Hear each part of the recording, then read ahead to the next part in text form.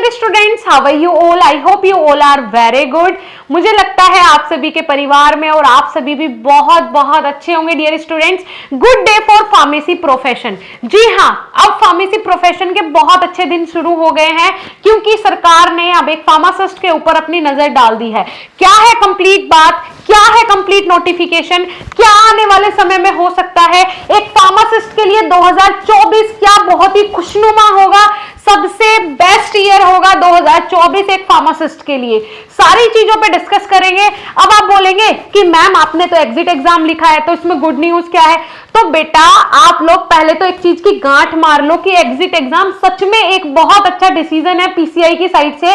वैसे national pharmacy commission bill जो पास हुआ है उसमें एग्जिट एग्जाम का जिक्र नहीं हुआ है, होगा या नहीं होगा इसका भी कंफर्मेशन अभी नहीं है।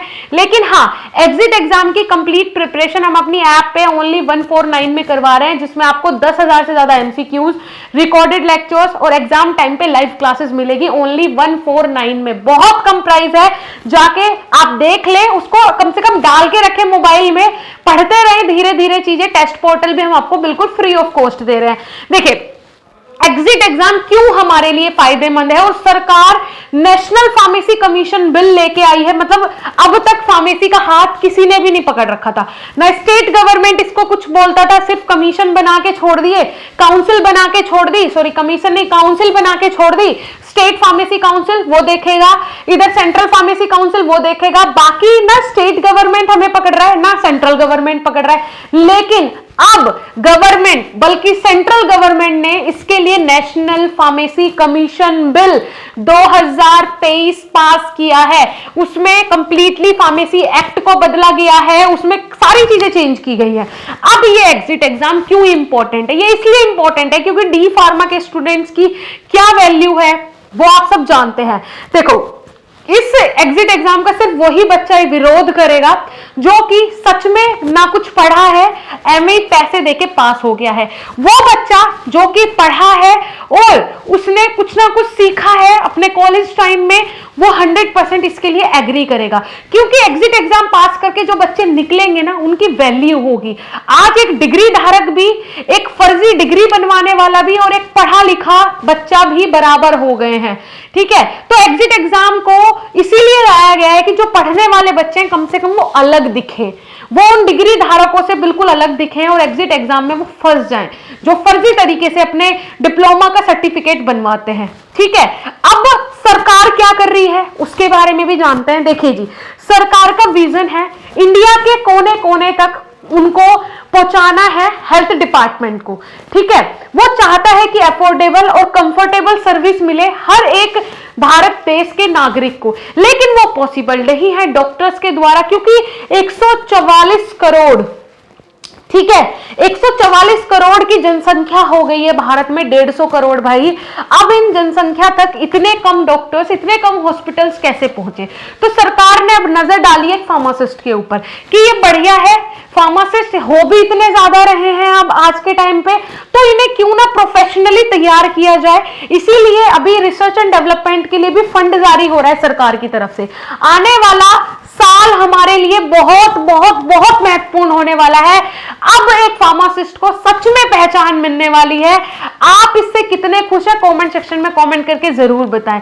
सरकार चाहती है कि जो एक हेल्थ प्रोफेशनल है वो जन जन तक पहुंचे। ठीक है जी, इसीलिए सरकार ये सारे चेंजेस कर रही है और सरकार का ये भी विजन है कि एजुकेशन सिस्टम को भी इंप्रूव किया जाए, है ना। ऐसे एजुकेशन सिस्टम के साथ तो नहीं बंदा किसी का ट्रीटमेंट कर पाएगा जिसमें दवाई बनाने के लिए प्रॉपर केमिकल्स ही नहीं होते हैं कॉलेज में। इसीलिए पीसीआई भी बहुत स्ट्रिक्ट हो गया है कि भाई आप बच्चों को समझाओ कि उसकी डिग्री की वैल्यू क्या है। वो कभी हिम्मत ही ना करे, उसके मन से ये आवाज आए कि अपनी डिग्री को तुम अपने रजिस्ट्रेशन को रेंट पे दे रहे हो, मतलब फिर तो तुम खुद को रेंट पे दे रहे हो। यू आर अ फार्मासिस्ट और किसके कारण? उसी रजिस्ट्रेशन के कारण तुम फार्मासिस्ट हो और उसी को तुम दे रहे हो रेंट पे, तो फिर क्या मतलब है? तुम खुद को रेंट पे दे रहे हो।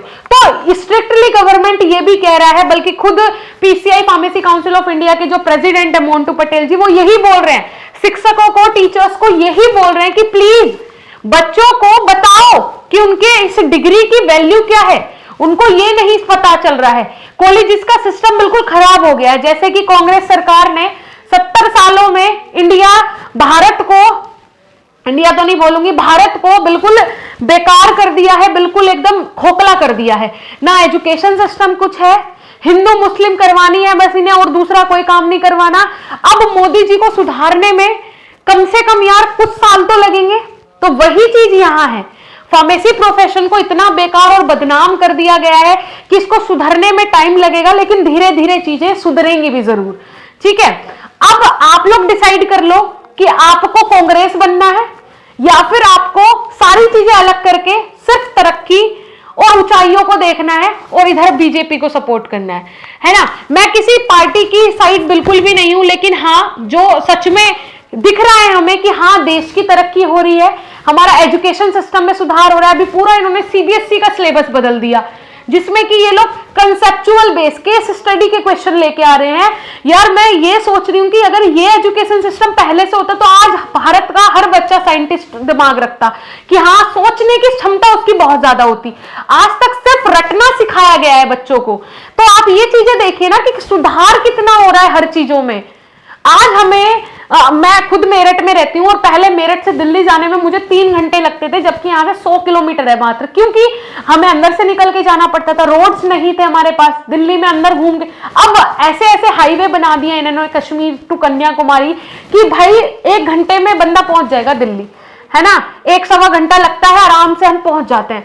तो आप सोच के देखिए आपकी चीजें कितनी सुधरी हैं। वही चीज है कि अगर आप भी ऐसी सिचुएशन में सपोर्ट करेंगे कि नहीं हमें एग्जिट एग्जाम नहीं देना है, हम इन रूल से सहमत नहीं है, तो फिर आप अपना नुकसान करेंगे, किसी और का नुकसान आप नहीं करेंगे।